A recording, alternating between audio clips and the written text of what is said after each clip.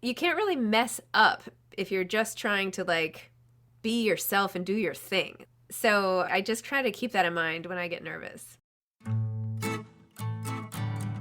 Welcome to Daring to Tell. I am Michelle Rado, and today I feel as if I have struck the proverbial mother lode. I am talking with Zibby Owens, the creator of the ever-expanding Moms Don't Have Time To empire.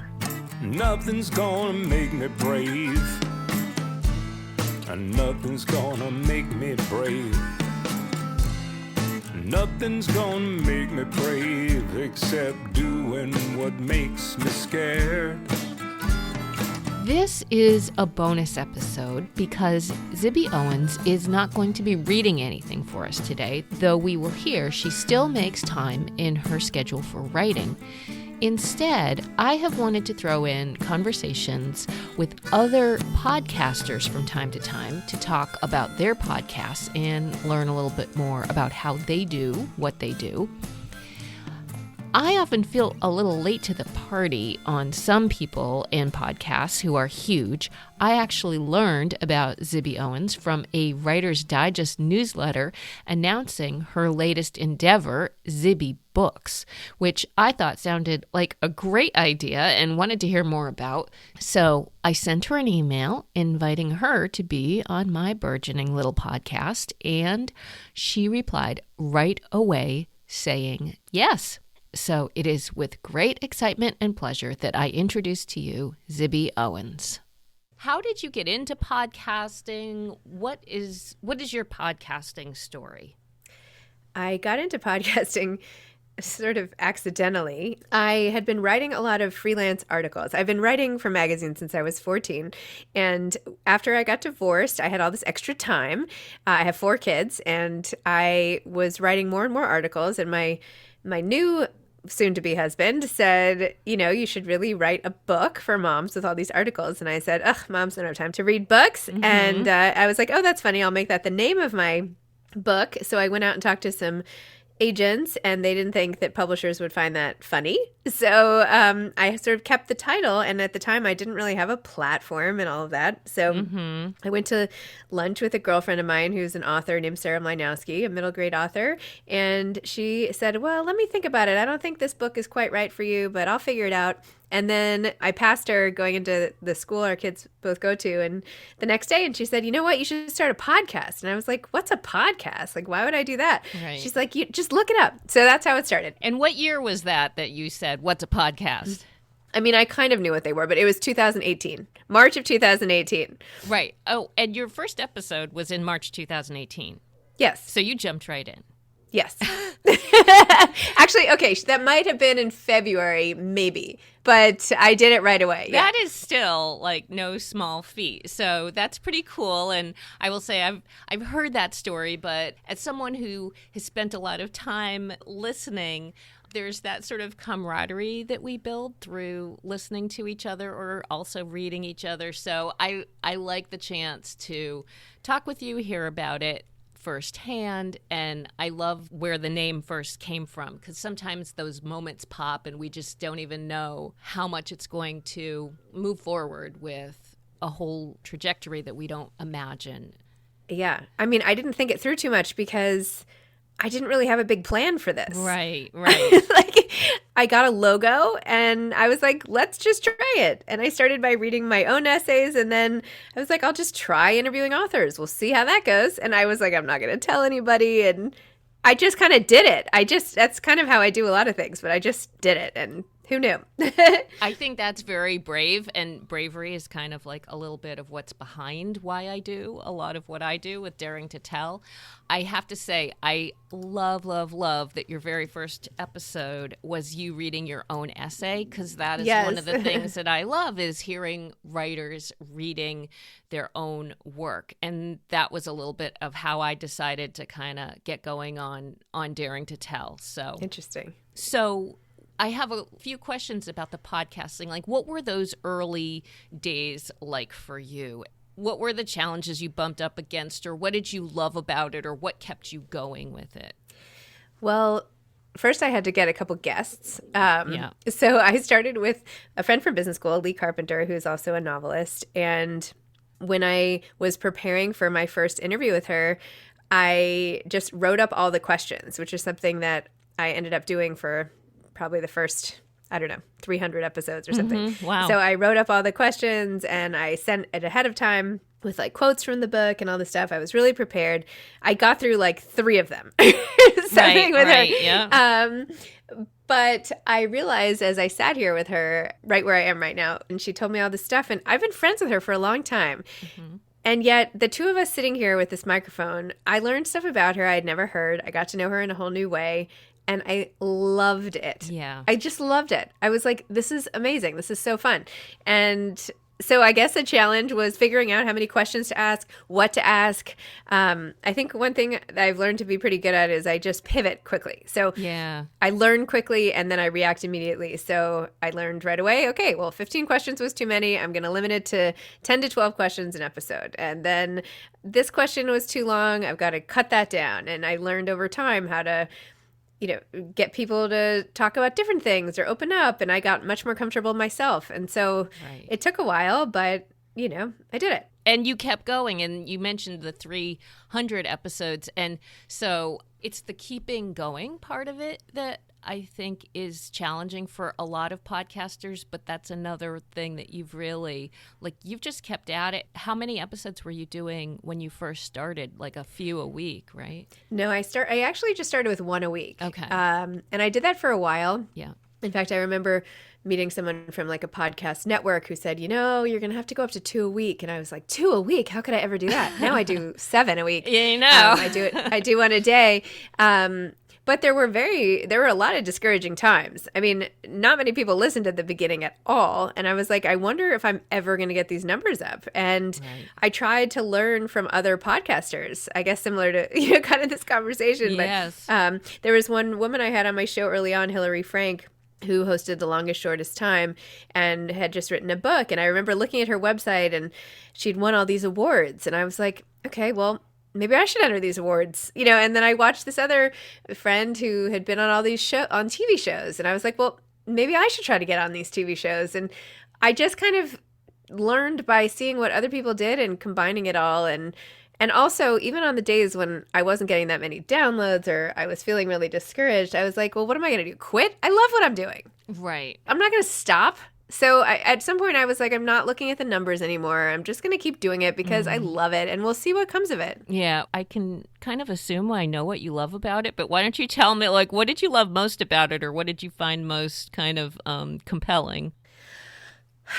I love having 30 minutes of uninterrupted time, getting to know someone, hearing about them, getting the backstory of their books, which I read. And now I can't finish every single book, but I was, finishing every single book at the beginning, hearing the backstory, learning what makes them tick, hearing things that I wish I knew. It was like this unmitigated access to somebody who I had so much respect for.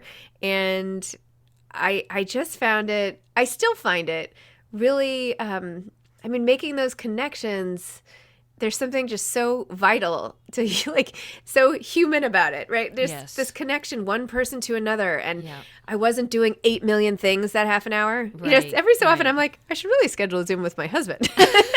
You know what I mean? Yeah. I should schedule Zooms with my girlfriends because they're so fun and I learn so much. And so I just, and then the fact that other people listen and enjoy it just makes it all that much better. Yeah, I love that because I also identify, I'll say, with the what you said earlier about the microphone being the excuse to have the conversation, and then the time, the permission to have these really significant and meaningful conversations one-on-one with someone. And that is certainly what comes through in the many, many episodes that you've done and had the chance to talk with so many really great writers. And one of the quotes that I recall, and maybe you've said this more than once, I'm guessing, but you were saying how writers are rock stars, and I could not agree more. I too love the chance to have the focused time to talk with someone about something that's so meaningful to them. And I think that connection is something that's so significant. But I have one more question before we leave talking about the podcasting, because you allude to reading books. And that is one of my other like behind the scenes podcasting questions. You said now you can't necessarily get through every book, but you clearly are like in every book that you discuss with everyone. And like, what does your book stack look like? And how many interviews now are you tackling a week? Do you have a recording day where you like stack them all up, or what's that behind the scenes like? No, I sprinkle them throughout the week. Yeah. I do it always when my kids are in school. Oh, my okay. favorite time is to do it, between 9 and 12. Yeah. But I have piles and piles of books. Yeah. Now they're actually organized like on a little library cart. So they're organized by date, the week that I'm going to have them on the show. I do. Yeah. Some weeks I don't do a lot for various other conflicting reasons, like the kids' school vacation, or I have a book coming out or something. And those weeks, so I have to do even more the other weeks. So if I get to 12, though, I start having a panic attack. So I really like What to do you have, mean if you get to 12 in the stack? if I have 12 podcasts in a given week, it's too much. That's too much. Okay. Yeah. I like to keep it to 8 if I can, but I often have 10. But then some of those have to be children's books or books that are easier for me to get through. Yeah. I can't finish every book, but yes, I read a big chunk of every book, enough that I feel like, okay, I've got it now, right? In some books that takes a lot longer than others. Yeah. And then I can speed read the rest or skim the rest. I can research the author.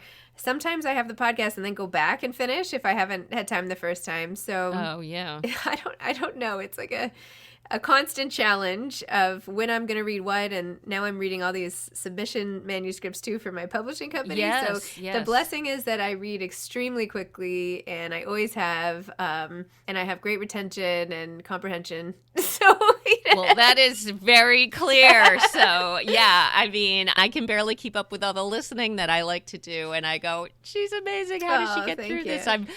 I started off doing one episode a week, and as the person producing everything and doing it all on my own, I'm like, okay, one episode a month. I'm going to do it. So I know that that's not necessarily what a lot of people out there are doing, but putting out 7 a week, it is amazing and really impressive. And you're doing it really well. So it's a date that I look forward to on my run when I go thank for. you. Yeah, absolutely. Have there been any unanticipated surprises about it? Just really great moments or connections you wouldn't have expected, or I don't know, anything like that? Well, there have been some like super highlights that I never would have guest. I did a live event, which will come out as a podcast on November 22nd with Hillary Clinton and Louise Penny. Oh, and yeah. And I didn't even have to pitch. The publicist said, "Hey, here's their tour. Which one would you like to moderate?" And I was like, okay. Oh my God. Yeah. But I will say I was starting to get a little nervous because it was a live event in front of hundreds of people. I mean, on Zoom, but Yeah. but there I was like, here in my office and like in the bathroom touching up my lipstick or something. And all I could say to myself is, this is what you do, right? Like, you don't have to be nervous. This is what you do.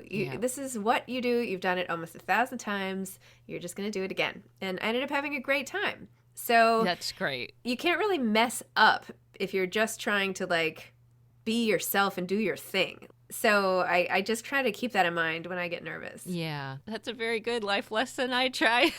I do the same thing myself, and I will say my heart's a little like, oh, I'm a little nervous, so I'm going to be me. It helps keep the big goal in mind. My biggest motivation in doing this is the connections that one finds through writing. And whenever I've met a writer on the page that I have been really moved by or felt connected to through her story, I often have just written them letters, and I've connected with a few, which has been really cool. And then as I have started doing the podcast, and what I've discovered is a very similar thing about books, is that there's an intimacy of the one-on-one connection for that. So I don't know what you've found with that in terms of intimacy that you build with listeners one at a time or with writers in talking with them. Yeah, I think there is a lot of intimacy in that on both sides. And I think that's why a lot of people, when I meet them, there's like a warmth when I meet people, because I've already sort of laid myself out there. And yeah, I think it's intimate on the part of the author who's talking to me, and yeah, and then having us in your ears as you go about your daily life. It's a privilege. It really is. It's like a total privilege. Right. So what was the writing story for you? You were a writer first. I love hearing that you had your first thing published at age 14. So what's your writing story? My writing story, yes. My first book was published when I was 9 by my grandfather. Yes, my grandfather had a miniature printing press, and he published 2 of my short stories when I was 9 in these tiny little books. And I got 20 copies, and I got to hand them out to close friends and my teacher. And I just thought it was so cool to have my name on the spine. That is amazing. Do you still have it? You must have at least one. Yeah, I do. And actually, it's so funny. I just read it. I have 4 kids, and I just read it out loud a couple of weeks ago to my little guys who are 8 and 6, and they were hysterical. With so the funny. story, or thinking it, or knowing that mom was the one writing it? No, it was mostly, I mean, the story didn't make all that much sense because I was so young. I had these crazy names, and, what? This happened? But the craziest part was, it was like my 9-year-old self was meeting my 8-year-old daughter. It was just the coolest. I love that. Yeah, it was really cool.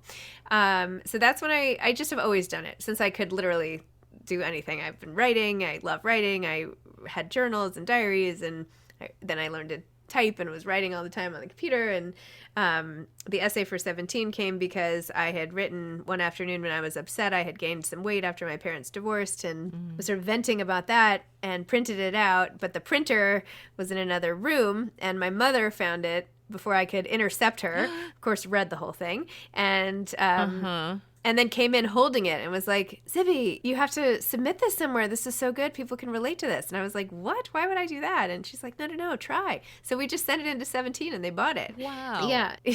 I was just telling somebody earlier today, I'm like, I'm glad it's so like on trend that to be authentic, because I've been writing this way since I was 14. Right. Now I'm 45, and it's like very in. So lucky for me, I've had 30 years of practice. That's great. Yeah. So that's how it started.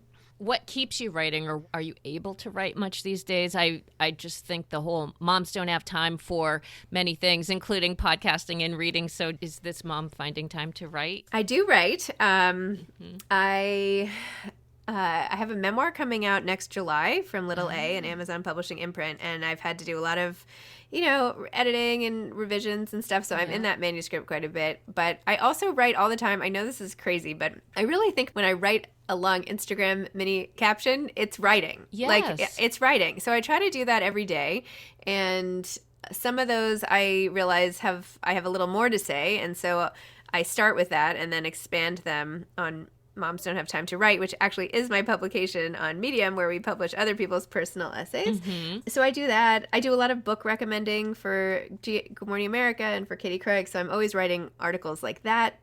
I do one a week. And I have a children's book coming out. So yeah, I'm still writing a lot. Writing is just part of who I am. It's just like what I do. I do it every day. It's just like, Yeah.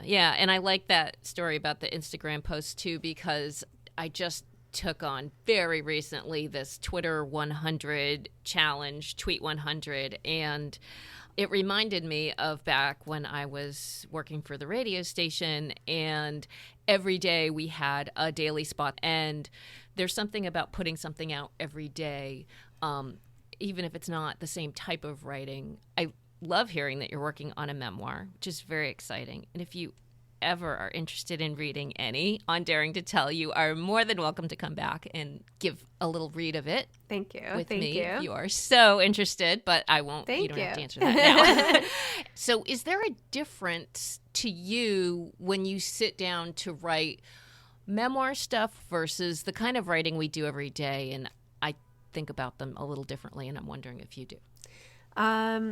Yeah, I mean, I definitely had to, get into kind of a different headspace when I was working on a book length thing. But I've also, and I've written many books, not many of which have been published, but books that I've written as memoirs and fiction and whatever. I tend to need to clear the decks, like even clear my desk, or not do it at the same desk where I'm doing my emails, right? I have to take my laptop and like clear, I don't know, sit somewhere else. It is a different type of writing, and I need a little bit of a bigger block of time to work on that. I tend to like to do those things on the weekends or when I don't have my kids or, times like that. So if we move on to the publishing, because this is where I'm very curious to hear more about what you are working on. And I guess one of my questions, it sort of seems like going back to when you first started podcasting, was the publishing thing kicking around in the back of your mind? Was this kind of like part of a larger plan? No. How and when did that roll out? It was not part of the larger plan at all. It's not even something that I hope to do one day. I had always sort of hoped to open a bookstore, but I looked into doing that and decided that didn't make any sense. But I had never really aspired to start my own publishing company, but I just felt when I had talked to so many authors, all of whom had similar issues, and going through the publication process myself, I saw so many ways that I could make it better. And I was like, I just have to try. And a year ago, I was going to start it, and I just didn't have things set up well enough. I wasn't ready. And so I put that to bed, and I was very disappointed about it. But I'm so glad I waited, and I just couldn't let go of this idea. I was like, I have to do it. I just have to try. If not me, who? Like, I'm just going to do it. I'm going to try. And you know what? It's not going to all be perfect. I'm sure I'll make a million mistakes.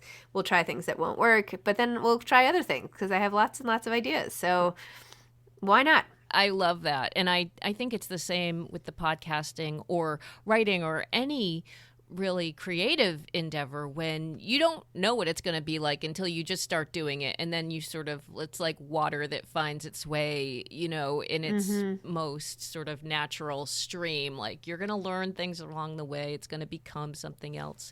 Yep. But I really love that you were drawn to the publishing as a solution to a problem because, again, as a writer and in a group of women who have some really incredible and very, well-told, significant, important stories, trying to get them published. It's just really challenging. And so I started volunteering at the bookstore that's in our town that is affiliated with the library. And it was the first different job I had done in over 30 years, like working for radio my whole career. And the whole idea of meeting readers, looking for books, matching them up, I was like, this is the coolest thing. I love working there.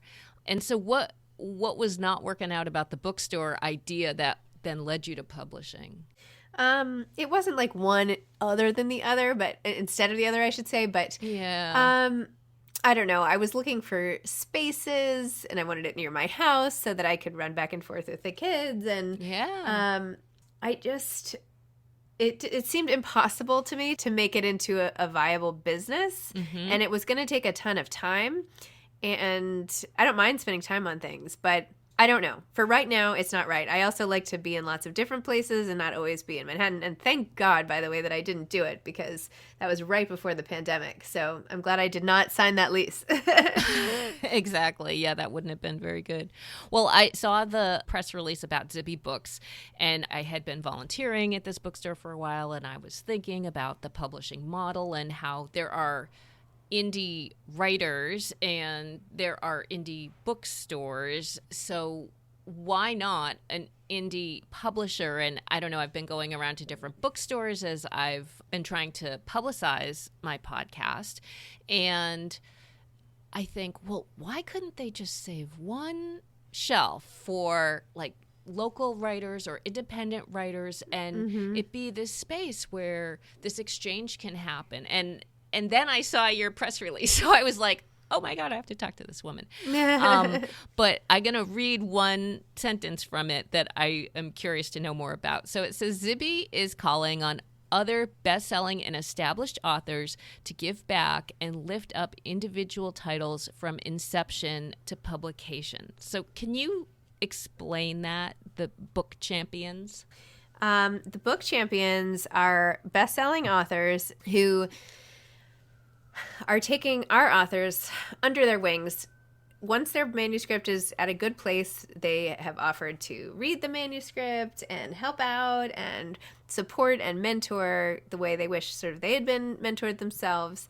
And in exchange for that, and also doing an event together perhaps, or posting about it, or some other way of really getting the word out about the book, we're going to give those authors an equity stake in the book so that they are literally tied to this success. Right. Well, that's pretty cool. And it's kind of like connects the intimacy thing, like the chance to work with a writer. I mean, that is, I find myself trying to take all these classes and meet people, and you're just sort of taking it one step further. And how are you? You're receiving manuscripts already, I'm assuming. Oh, yes. We're having trouble keeping up. Wow. It's really amazing, though. It's really, really exciting. Yeah. And do you want to talk about the kind of manuscripts you're looking for to sort of hone those submissions? Yes. We're trying to find books that are fiction or memoir. We're doing only 12 a year, which is why we're spending a lot of time on submissions. Mm-hmm. Telling it like it is our tagline. Oh, okay. We like books that have a strong sense of place, whether it's the corner deli or the canals of Venice. Great pacing, diverse points of view, people who want to make a difference, who want to share their stories and connect with others. And we want really great writing. So what do you think? I think of podcasting and writing as creative endeavors. And obviously the publishing side of the coin is about commerce. And I'm wondering what your thoughts are about that. Between commerce and publishing? Commerce and creativity. Like I see that you are so great with talking with writers, with exploring your own writing, with creating these anthologies. That's all the creative side of the brain. But you've also been able to really move the books, and that's really impressive too. And so I'm just wondering what the difference is, or even if there is a difference between the commerce and the creativity.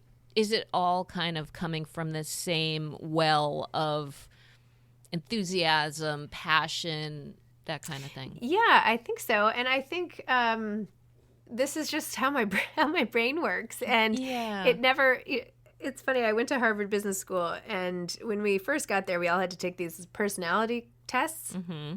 And you would get like a combination of 4 letters in the Myers-Briggs inventory or whatever. And mine came out that like only 2% of anybody who'd ever gone to HBS had this personality type. Really? Yeah. And I was Can I ask which one it was? Now I can't even remember. Yeah, I don't remember mine either, but yeah. Whatever it was not the typical MBA student.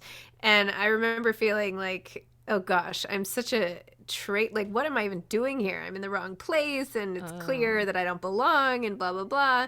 I just have a combination, I think, of all these different things and just the way my brain works. And so I'm really interested in starting businesses and entrepreneurial endeavors and making companies work and building brands. I really love branding, and that's connecting, a product to a consumer. And I worked in the marketing space for a little while, and I find that very interesting. And I also find writing and books and all of that very interesting. So, right. I don't know. For me, it's just sort of a hodgepodge in my head. Well, it's a hodgepodge, though, that all comes together, because the other thing I was thinking about is, like, what would you describe is there a through line that goes through all of them that you feel like pulls it all together? I think it's all about stories. I think it's all about sharing stories and connecting and share. Yeah, I think it's just all about bringing something to somebody who needs it. Yeah. At the right time, the right place. At the right time. Yeah. The right book, at the right place, at the right time. And same thing for a company or a product of any kind. Right. Well, here's my final question, because I almost forgot to talk about branding. My thing is about writers who are daring to tell and read their true stories. And what has been daring about your Moms Don't Have Time kind of empire, I will call it, as well as what's daring that you've come across so far, and what's most daring as you look into what's next? Most daring is trying things when I don't have particularly the right experience for them. That's interesting. I'm just trying it. So I found, I'm not saying I'm not prepared. I am prepared, but I'm not a typical fit for the things, or a typical, I don't know. I'm just trying new things. So I that is daring. Looking forward, what's daring? Just every day I'm like, I don't know. I'm just going to try it. I'm going to handle it today, and I'm going to do my best, and I hope it works. It's going to be great. And I also, I have a lot of confidence that these things are going to work out, and maybe I shouldn't, but I do. And I know that if it starts not working out, I'm going to change it up so it can. And I also, maybe it's daring to believe that things will work out as they should, but I really do dare to believe that. That is a big one. I think that for me, the theme through it is to use that a buzzword again, but is the authenticity. And you obviously clearly have such genuine passion and enthusiasm for what you do. So thank you so much for finding time in your busy schedule and day to talk with me. I really appreciate it. And I will put links in to find out more about Zibby Books and to follow you in all your many activities. And there's plenty of people out there listening to you, but I hope that we can find even more listeners for you. That would be great. Thank you. All right. Thanks, Zibby. All right. Thanks a lot. I hope you enjoyed this bonus episode of Daring to Tell, and I hope you will follow this podcast. Later this month, I will indeed release the official December episode with writer Janine Bergdorf of Chicago. She's going to share a very personal essay about when family does not follow a trajectory that we may imagine or hope for ourselves. It's also about the personal rituals we end up creating around Christmas and solstice. So that will come out in 2 weeks. I would love to hear from you. You can follow me on Twitter @MichelleRado or send me an email. I'm michelle@michellerado.com. Until next time, thanks for daring to listen. And nothing's gonna break my fall. There's nothing in the protocol. It's like swimming up waterfall or taking away the ground. Taking away the ground. It's like taking away the ground.